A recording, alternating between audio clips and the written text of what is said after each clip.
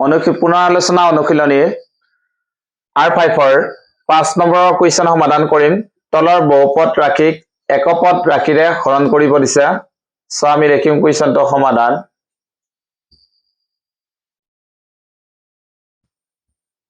সামাক যিখিনি দিয়া আছে প্ৰশ্নখিনি লিখি লওঁ আমি 3y to the power 8 minus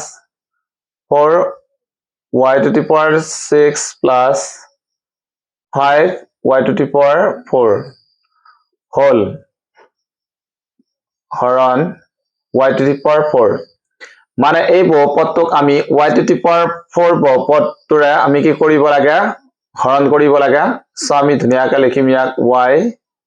3y to the power 8 minus 4y to the power 6 plus 5y to the power 4 so bracket আছে bracket কৰি দিলো এতিয়া আহিব আমাৰ y to the power 4 এতিয়া 3y to the power 8 minus 4y to the power 6 আৰু 5y to the power 4 ৰ পৰা আমাৰ কমন আহিব কিমান y to the power 4 so bracket আহি যাব কি আহিব 3y to the power কি যাব 4 আমি y to the power 4 ৰ লগত 3y to the power 4 পূৰণ কৰিলে কি পাই যাম 3y to the power 8 পাম প্লাস আছে প্লাসৰ লগত মাইনাস পূৰণ কৰিলে প্লাস আছে মাইনাস আছে মাইনাস পাম 4 আহিব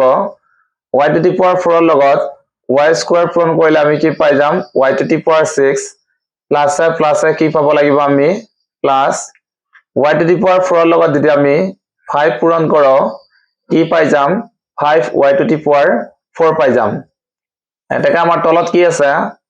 y to the power 4 এটা ওপৰতো y to the power 4 তলতো y to the power 4 cancel হৈ গলে আমাৰ কি থাকিব 3y to the power 4 minus 4y square plus 5 এইখিনি আছিল আমাৰ 5 নম্বৰৰ প্ৰশ্ন নং 1 ৰ সমাধান এতিয়া আমি দুইটোৰ সমাধান কৰিম দুইটোত আমাক কি দিয়া আছে লিখি লম দিয়া আছে p cube q cube minus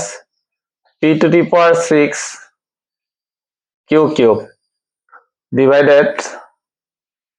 p cube q cube এতিয়া আমি এই বহুপদটোক এই পদটোৰ আমি হৰণ কৰিব লাগে সো আমি লিখি লম p cube q cube p to the power 6 q cube so আহিব p cube q cube ইয়াতে ব্র্যাকেট আছে ইয়াতে ব্র্যাকেট দিয়া আছে ইয়াতে ব্র্যাকেট আহিব ইয়াতে ব্র্যাকেট আহিব so এতিয়া p cube q cube আৰু p to the power 6 q cube ৰ পৰা কমন আহিব আমাৰ p cube q cube